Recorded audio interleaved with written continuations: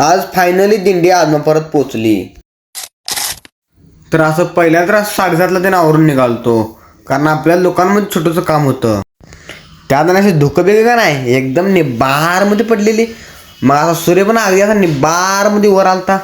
मग काय असा सूर्य पाहिजे असं सकाळ सकाळपर्यंत उठायला लागतंय आणि त्यात थंड असले वाळते.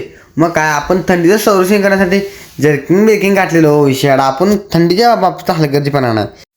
मग तिथनं आपल्याला मिस्त्री पण थोडासा दिसला होता. मग जरा मिस्त्री बी थांबवतो. मिस्त्री काय सोबत गप्पा तरी मारत उभारलेला.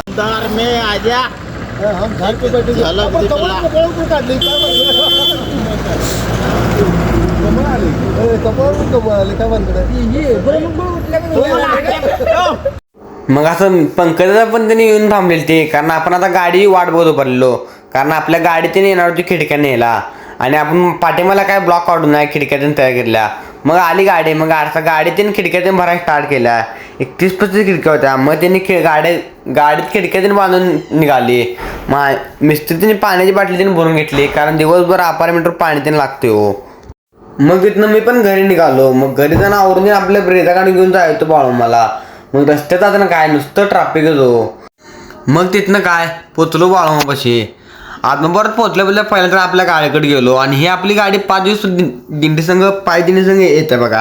आणि आपण तर काय दिंडीला आलेलं नाही, भाऊची दिंडीला आलते. आणि असं पालखीला जागा त्यांनी दिली तर आपल्या वर बाळूमाच्या हॉलमध्ये. मग तिथनं हॉलमध्ये पालखीचं दर्शन त्यांनी घेऊन निघालो. मग तिथनं असं महाप्रसाद ते होता. मग गेलो महाप्रसाद त्यांनी करण्यासाठी. महाप्रसाद करायच्या आधी जरा सेवा त्यांनी केलो. मग हा आहे आपला गोटाचा. हा काय नुसता खास बाळूमाचा महाप्रसाद करण्यासाठी गाडी घेऊन आलेला आहे. बाळू म्हणलो वा. मग नंतर तिथनं एक ट्रक अशा निघायला स्टार्ट केला. मग आम्ही पण तिथं निघालो आणि येताना थकवा जाम आलता म्हणून जरा कोल्ड्रिंक त्यांनी घेतलो. तुम्ही त्याला कोणतं कोल्ड्रिंक काय नाही, एनर्जी ड्रिंक होती. एनर्जी ड्रिंक तुम्ही पिऊन मग पोचलो डिग्रजमध्ये. मग डिग्रजमध्ये आपल्याला गाडीतलं सामान जर असं उतरून खाली ठेवत होतं.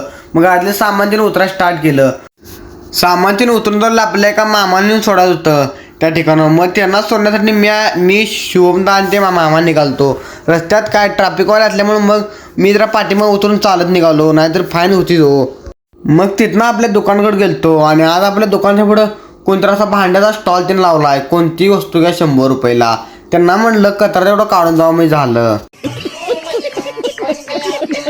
मग आता व्हिडिओ आवडल्यास लाईक फॉलो नक्की करा.